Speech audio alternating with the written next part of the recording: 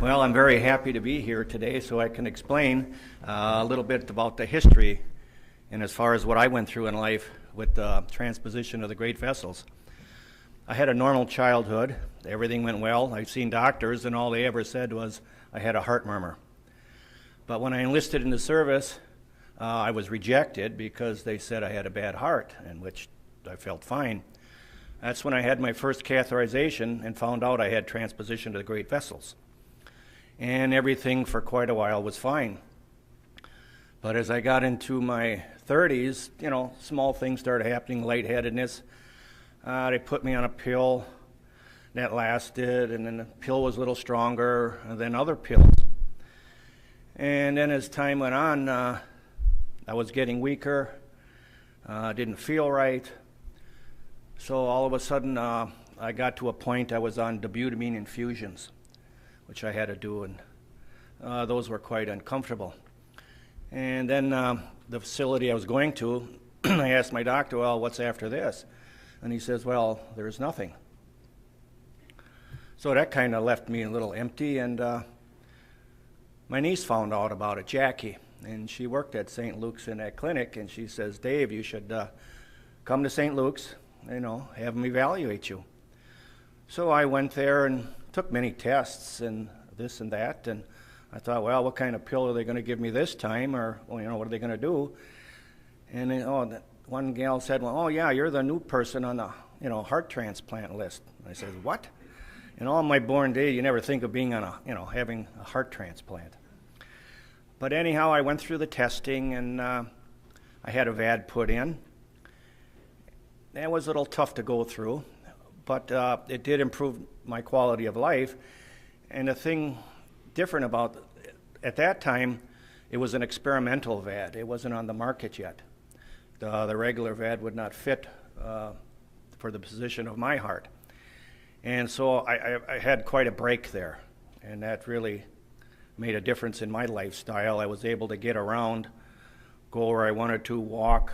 Otherwise, before I would be going from my kitchen to the living room and be all tired out. So there was quite a bit of quality difference. And then a year and 3 months later, I got sick. I went to the hospital. I was there a couple days, and a nurse comes in and says, Dave, your transplant is in. And I told her, I says, well, that's not for me, that's for somebody else. I said, you better go talk to the doctor, because I'm here because I'm sick. And she comes back a little later, no, it's for you. And I just felt so joyous inside. It's because most of my life I had that empty feeling in the back of my mind. I've had heart trouble all my life, and it's always there. And there's always an emptiness there and a fear. But anyhow, Dr. Downey talked me through everything with the transplant and everything. And as I came out of it, I just felt fantastic. I knew immediately a life changed. I felt just great. And all that fear I had all my life in the back of my mind disappeared. And that was quite a relief just in itself. So I am very grateful for Dr. Downey and all the staff, my niece, who got me all involved through this whole process. So thank you very much.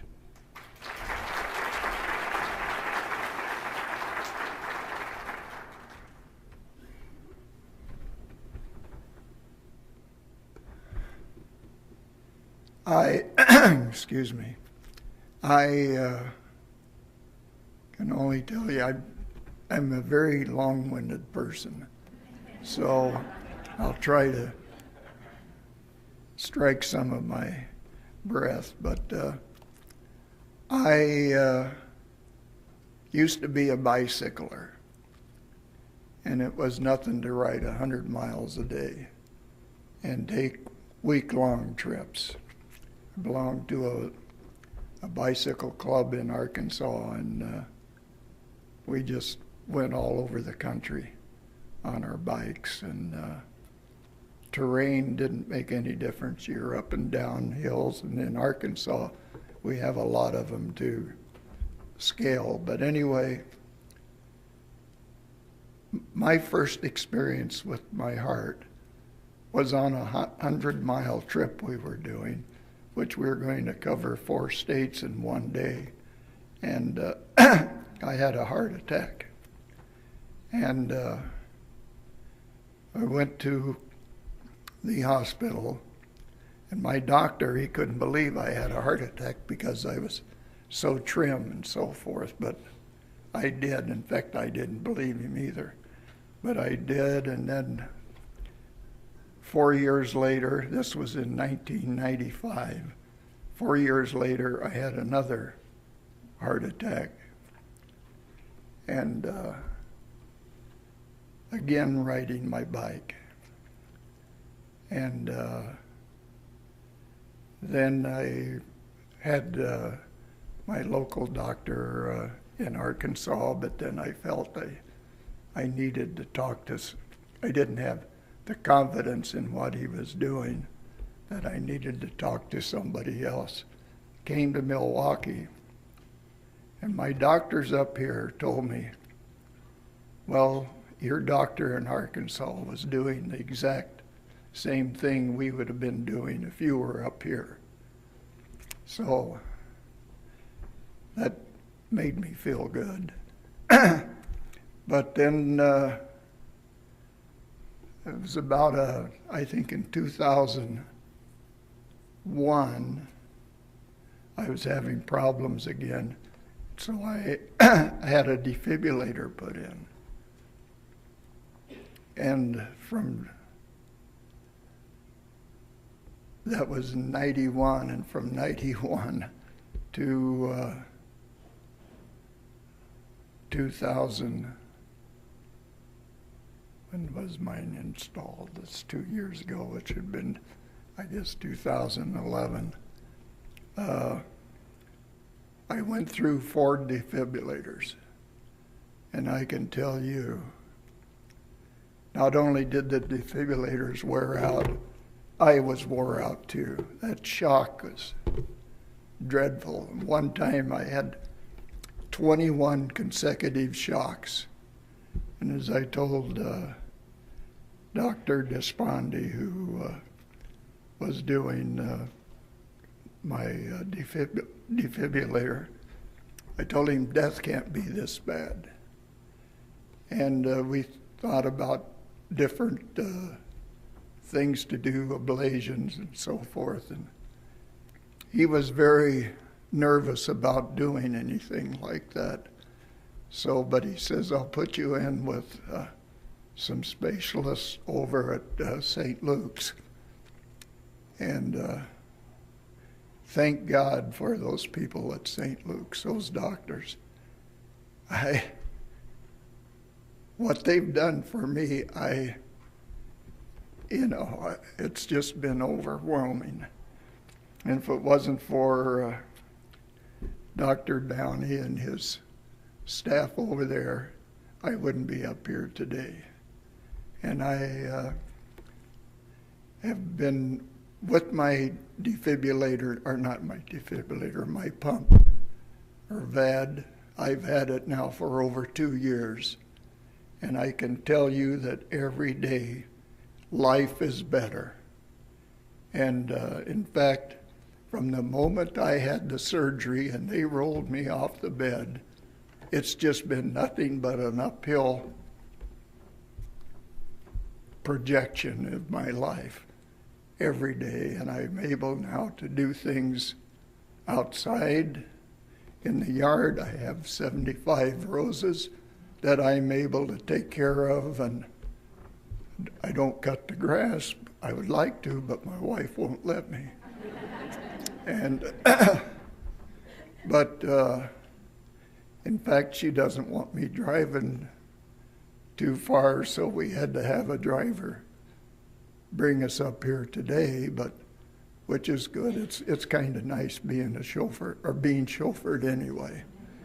But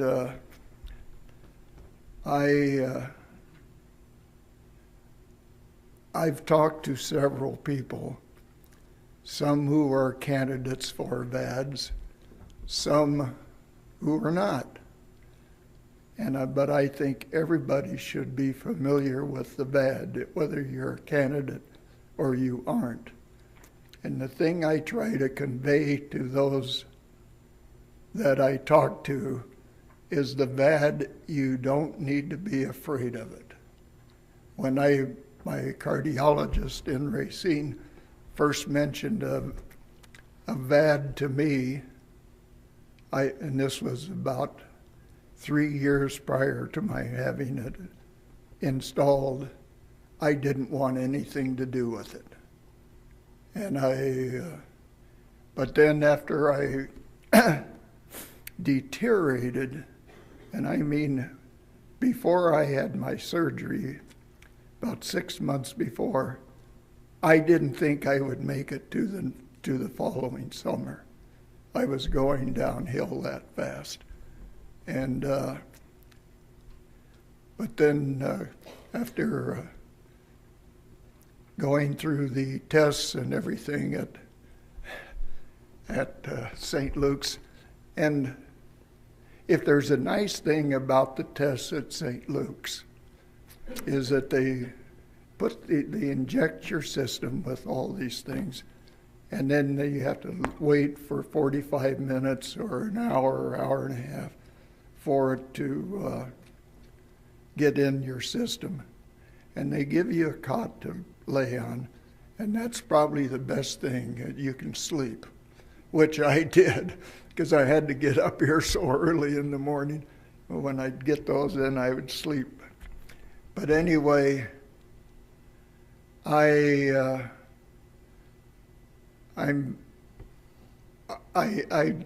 everybody I can talk to, tell them about the VAD.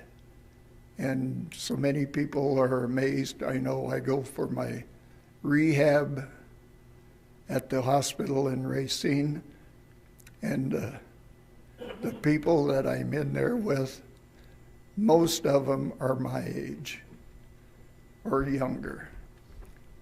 Younger being maybe 70 years old.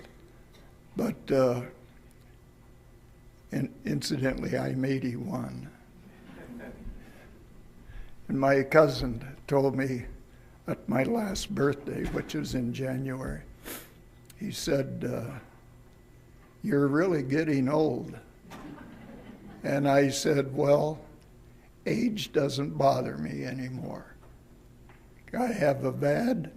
My life expectancy now is infinity." And that's what I'm expecting. And you have to be positive about it, and which I've been throughout the procedure. And I know they asked me if I was nervous about getting the procedure. I said, no, I'm excited, because I know it's only going to get better. And boy, I can't tell you how much better it's gotten. So I'm running too long, so I'll keep quiet from now on. But thank you very much.